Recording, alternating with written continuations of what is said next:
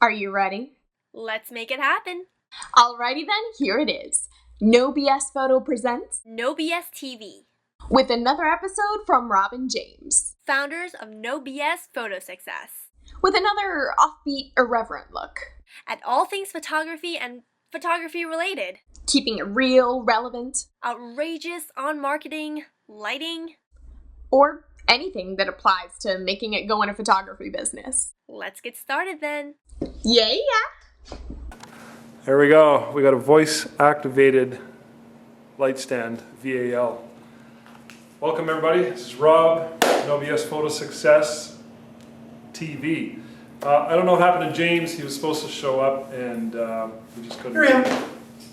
Oh, James is here. What are you doing in there? Come on out. Change. It's changing. Da, da, da, Super James. So we'll talk about this. What is this? This is, it's kind of not what you think. It's not You what know I when think. you're out on location and you're in the middle of nowhere and you're shooting models and stuff like that? It looks like a banana. Okay, so sometimes when you're out in the middle of nowhere, you gotta take a dump, right? So this is a portable washroom. No, actually, this is a, well, It's a portable toilet. portable change room. And you know, when you're shooting high school seniors and or anything on location, you need to do a change of clothing. It's actually look pretty professional if you pop out your own change room. Now, I got this online somewhere from popupdressingroom.com. Now, That's a nuns. I find this one it's a little bit flimsy. But it works. You can put rocks in the pockets, but I'll tell you what, for those of you that have a Bass Pro Shop or any outdoor store like that, they actually make bigger ones, better ones. For They're actually portable washrooms. oh, Okay, they are and change washrooms. rooms, but it's the exact same thing. So I suggest looking at those and getting those because they're a little bit just better You built. talk about Bass Pro or any big sporting store. Sale and They sell these to hunters yep, exactly. because the hunters want privacy when they're Well, changing. some hunters, not all. All right. You know, but anyways, I guess there's a product for everything. now for you guys out there, you can also look for the one that's the very thin, almost see-through type material. Let's not go there. Okay. You know what I use for pop-up? What's that? The nearest tree. Yeah. Little change over there. But you know what? You look a lot more professional if you Yeah. have. And you know what? I've used this a lot. Cool. And it's just, it folds up just like you would your reflector. Well, we just got to use a pro.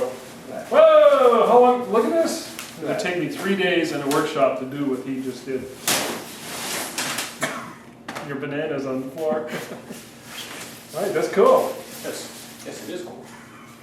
All right, what else? All right. What else you got? So anyways, Rob, That's nice. I just noticed, What? I noticed that you're wearing nail polish and Oh. it's not Friday night. What's up with that?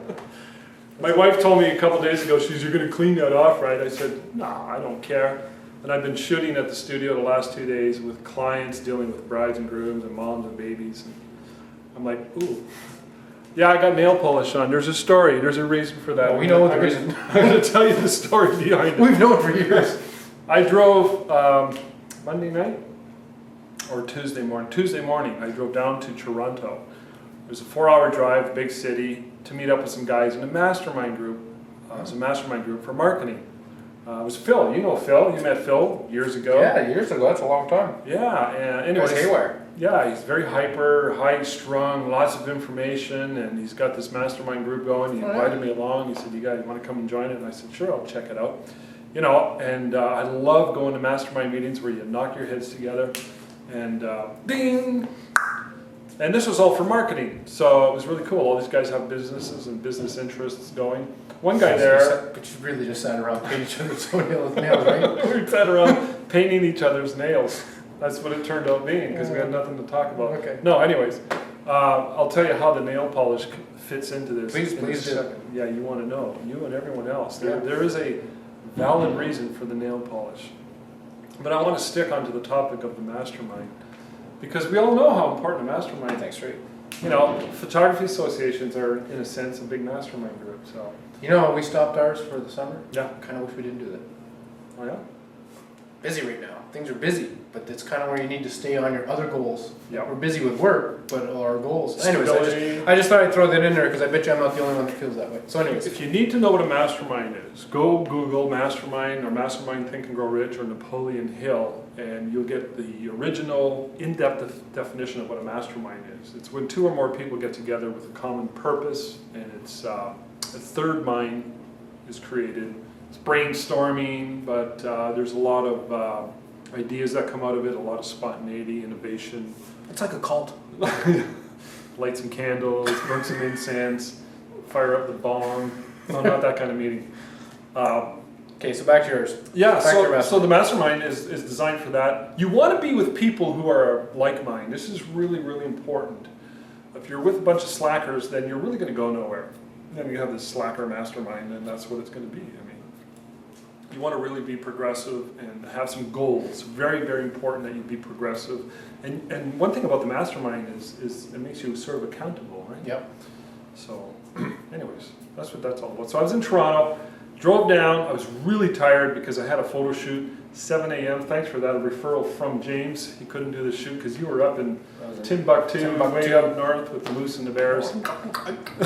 And he had a shoot. And they called him for one of his commercial shoots, and he couldn't do it, so he referred it to me. It was just like an hour. Did it all go well? Yeah, it was awesome. They said we love you. We're never calling James again. So well, you know, it's better than having you do a crappy job and it looks bad on me. Yeah, So. right. They still love you. You're still in their good books.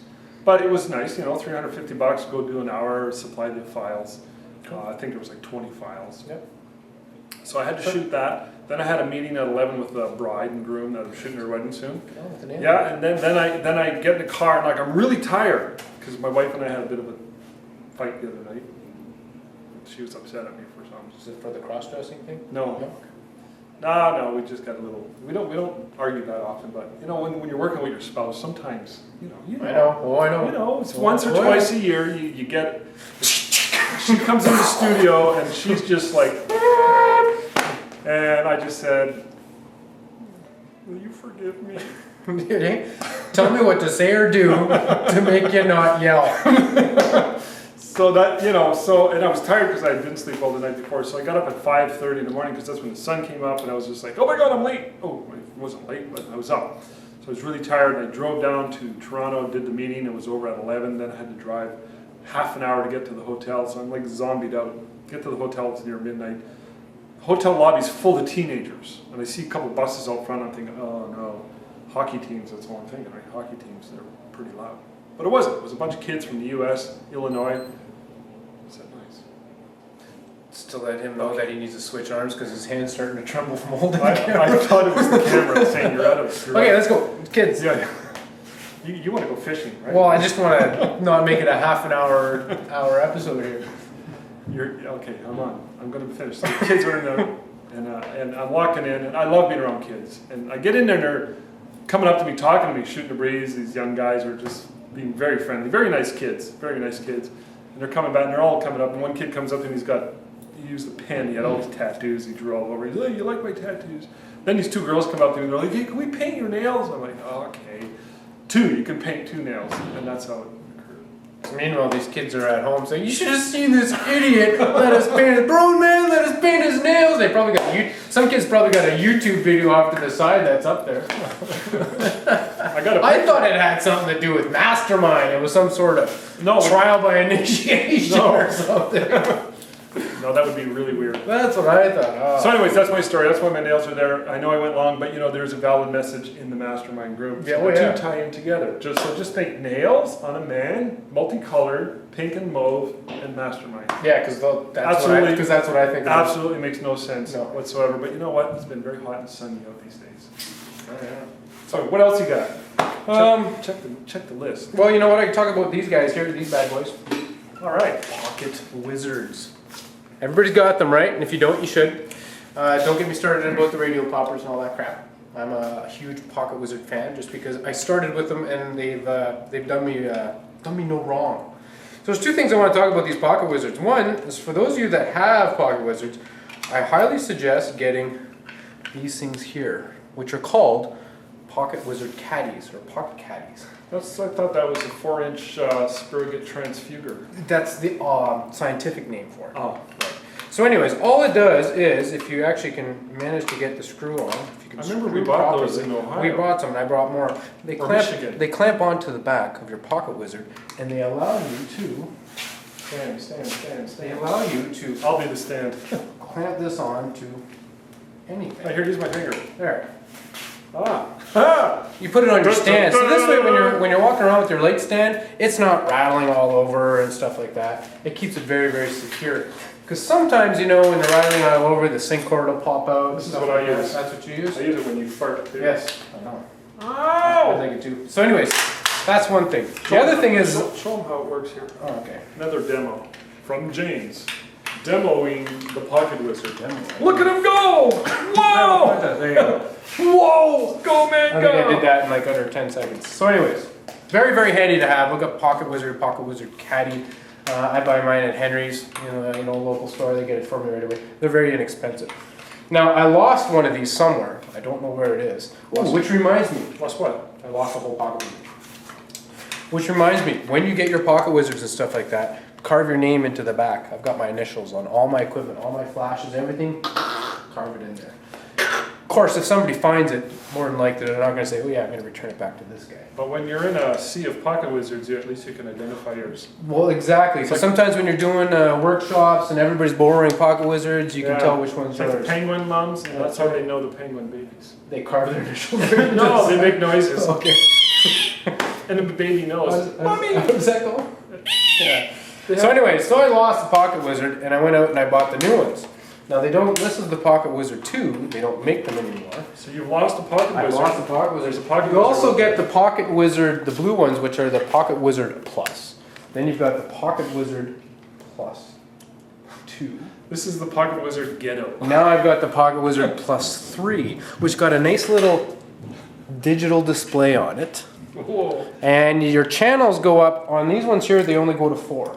This one goes up to like 400,064 or something like that. Does it go up to 11? No, I think it goes up to like let me just see here.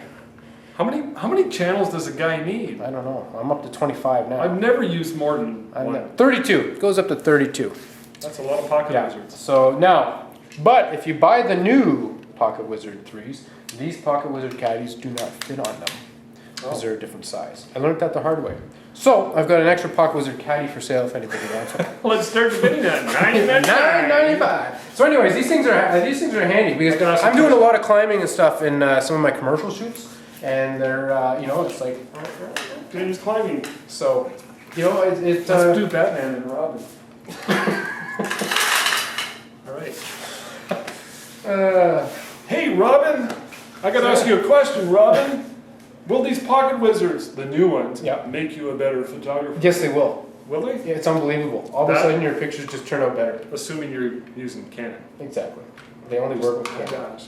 Yes, the Pocket Wizards only work with Canon. Sorry, Nikon guys. Don't even bother buying them. He's lying, by the way. All right, what else are we going to talk about? Well, you mentioned earlier, before we started recording, that you were doing lots of shoots and stuff now. Yeah, families. Lots of families, sure. Let's just talk really quick about families because it's that season. A little bit of some tips on working with families because I get emails from people and I talk to photographers. And when you started shooting families, you struggled, right? No, I picked up like instantly. No, you struggled, man. No, I think you had a harder time getting into families. You know what it was? Than weddings. You know what it was? Oh yeah, for sure. It was posing. Yeah, posing's the hardest bloody thing. And I think the reason is predominantly not just the physical aspect of posing, but the fact that you got multi-generations. It's hard when you're dealing with kids and or teens or young folks, or sometimes you have a bunch of 30-year-olds with their spouses and their kids. And then you got the patriarch and the matriarch, the mom and dad. That's called a 3-generation portrait. You want to know what's hard about all that? What? It's not just the posing. It's not just setting someone up. It's actually, first of all, setting them up to make them look good. But actually doing it all and still maintaining your professionalism. When your arm might be struggling, you're trying to think like, how am I going to pose you? It's very hard. And you got another person, and you got to all the time look like you already know what you're doing. You already have it ahead of time. So what happens when something majorly catastrophic happens? Like you forgot a tool, like pocket Client visual's never not knows. working. Client never knows. Or you just took a really crappy pose. It's garbage. What do you do? I've done that. I actually had that at my last one. So what do you do? What's the we set it solution? all up. Well, I'll just tell you, I think you and I have the same solution. I do it two different ways actually. There's two things I do. One is I'll actually take a few shots, just so it doesn't look like I just wasted all their time. I'll take a few shots. But what I'll do is I'll take a few shots. Says, you know what, people? I'm gonna tell you right now, this just isn't working. It's not you guys. I just got you in the wrong position for the lighting and stuff like that, and it's just not going to be the best I want to give you. So there's no sense in us continuing on with this pose. Let's go But home. it's not something that let's go for pizza let's and move beer. for another spot. So I'm actually kind of honest with them. Yeah. But it's my fault. You know, it's never their fault, right? That's good. I like that because you're taking on the responsibility. People will automatically assume it's them. Yes. Never look behind the camera, take a picture and go, ugh. No. Even if it is, if it's, That doesn't look good. this is what I do. So that's a good solution. I never thought of that. I may steal it or borrow it or modify it. I just fake it, man. Like you said earlier, they never know. Yeah. I'm just like, oh, this is awesome. All right, keep going. I take a bunch of pictures, and I know in my mind these are crap. I'm going to delete these. And then I'll look and I'll say, all right, let's keep going. I want you to switch around or we're going to move over here. So you never let them see you sweat. And if you're up against a wall, either creatively speaking or you're having an equipment failure or something, never let them see you sweat. Now, you said something a while ago, it's really hard to maintain composure, and that's going to test you. You know, another thing I do, and I started doing this last year, and I've continued on this year, and for you NoBs members, you will see these. My wife and I have been doing, because my wife does a lot of the posing now. She'll kind of get the initials, I'll tell her what I want, she'll initially set it up, and then I'll refine it. But what I've been doing is I've got the camera on a tripod, and I've been recording her posing everything. Right. And I record us doing all of that. That's good for you guys at home to do that too. Not to, I mean, first of all, if you want to show NoBs, that's great. But you can also go back afterwards and watch it and see how you pose this person, what mistakes you might have made, and what, you know, what worked and stuff like that. You know. But you mentioned something where you never tell the client that, you know, you don't look at the camera and say, ooh. Ugh. Never make them feel bad. When I do studio stuff, anytime I'm doing studio lighting, even at my wedding, and I set up studio lights, first thing I tell the bride and groom, the businessman, whatever, I'm going to take a shot. I'm probably going to have to move around some lights and change things. It's not you. It's just, I don't know how these are going to work out just yet. So, because if you start taking a picture and all of a sudden, oh, that's not working, you start moving this over, they're going to take it personal. they think it's them. I do that too in the studio. I say, I'm going to take, especially an executive shot, I'll say, okay, I'm going to take a picture right now. It's just a test. I just want to see my lights, so don't worry about it. Because I know they're going to get all, oh, it's picture time. Unless you really don't like the person, I just say, hey, you just freaking ugly, man. So, but families, experience, practice. You have to develop, what is it, sort of a shield. Yeah. You got dad who's like, I don't want to be here, and you got a grouchy teenager, this is so stupid. And mom's thinking, I'm going to look fat, or he's not going to make me look good. Listen, mom, you got to make her look best, right? Oh, yeah. One rule, number one rule, make mom look Make good. dad look like he's in charge. Make dad look like he's in charge. Make sure the kids aren't picking their noses. You got to work with the kids, and they got to like you, so you got to be likable with kids. When I'm shooting a large group, which I love shooting these things, I always have this kind of a presentation with them all. I say, okay, when I'm just about ready to do the final tweaking of the pose, you know, if there's little 2-year-olds, 3-year-olds, I say just let them run around. They're the last people I'm going to pose, because a 2-year-old is not going to sit there for 5 minutes. That's right. So I get all the adults in place, and they're about ready. I'm ready to tweak it some more. And I say, look guys, this is really important. And I look at them all, I go, for all you adults, that's anybody who's over the age of 3, I'm about to start the pictures now. I want you all to look at me when I'm doing the pictures. Do not look at the children, and do not ask the children or instruct the children to do anything. There's always one grandma that'd be like, yeah, and I'm like, I gotta remind them. Is she looking? Is she looking? So, and I said, it's very important, because when that little baby Tanya, who's 2.5 years old, when I'm going to be looking at her while I'm getting these pictures, and as soon as she smiles, I'm firing. So if you're not looking at me, it's all your fault. Yep. It's all your fault. It's the same thing with pets. Yeah. Photographing pets. Right. I tell them the same thing. Don't look at me. You guys continue to look at me. As soon as my wife here jumps up and down acting like an idiot and gets the dog's attention, that's where I'm going to keep snapping. That's why a tripod's important. Like, I don't know about you, but when I'm shooting families, I'm always tripod. I like using a tripod often. You know? Like I did a big shoot on Saturday morning. It was like 26 people. And yeah, they called, they said they didn't like it. It was it was our old mayor, Jim Gordon. Yeah. He's got 6 daughters, they're all married with kids. and where was I going with that? Tripod. Tripod, and I use a tripod because I like when I can. I like to use a 70 to 200. Yeah, that's what I do. Depending on the size of the group. If it's a smaller group, I like to bring it to 200. But if it's a larger group, maybe 100. Yeah, yeah. You know, we should do a webinar on families. Yeah. Okay. Maybe posing. And We've talk done about some of our webinars stories. on families. There's recorded webinars in the forum. But we should do a live webinar like we do with the print critique. People ask Oh, questions again. oh, we got two lined up. Beautiful. Yeah. Speaking of webinars, don't forget July 19th, print critique. Print critique. Get your stuff in for that. Yeah, we've got lots of webinars lined up, you guys. They're not in the forum yet. If you're not a member, you can check them out by becoming a member. So you got to really consider being a member. No, what I meant to say is... No, we don't want any more members. Carrie and I have been talking, we've got 2 Ditto Cam sessions lined the up. Ditto Cams, yeah. Yes. Families. Yes. Extreme families. Ooh, what's that? Like extreme. Like really ugly. All right, here's what I got. Okay, I got a family going to bring a cool red couch on the roof of a building downtown. Wow, nice. Same cool red couch, another family in a stream. I've got a family lined up that I did for the ballet thing there. I'm shooting them underground. I'm just trying to top you here. I'm gonna light them on fire. You told me about that family though. We're gonna line up something. I already talked to them, and they're willing to do it. Cute kids. Kids are awesome. So we've got 3 families lined up, and we're gonna be doing this series throughout the summer. Yeah. Sort of like what the wedding. I'll be there this time. James wasn't at the last wedding shootout part 2. He was at the first one. All got recorded, by the way. I got amazing reviews on both of those. People love them. So. We got lots of that stuff coming up for you guys. Lots of stuff coming up. What else we got? We're going overtime here. Well, you know what? How about I talk about that next time? Because I'll bring something in. Because I got the first shoot tomorrow. We'll talk next to NoBs TV. I'm going to talk about the firefighter calendar. Mention quickly what it is. Well, we got every second year we do firefighter calendars. For those of you who don't know, and all proceeds go to the firefighter combine challenge and. Charity. This year it's Northern Cancer Research. Mm-hmm. This year though, however, I have a videographer coming in, professional videographer. He's going to videotape all my photo shoots. And he's going to be doing up a DVD and a behind the scenes, but I'm going to be adding all that footage into the forum for you guys. A lot of off-camera flash type stuff. I think it's like a firefighter's catalog calendar extreme. Yeah. It's all good. But we'll talk about that next time because he's doing some cool stuff with these dudes, and I gotta say it's very impressive. I'm in it this year. Are you really?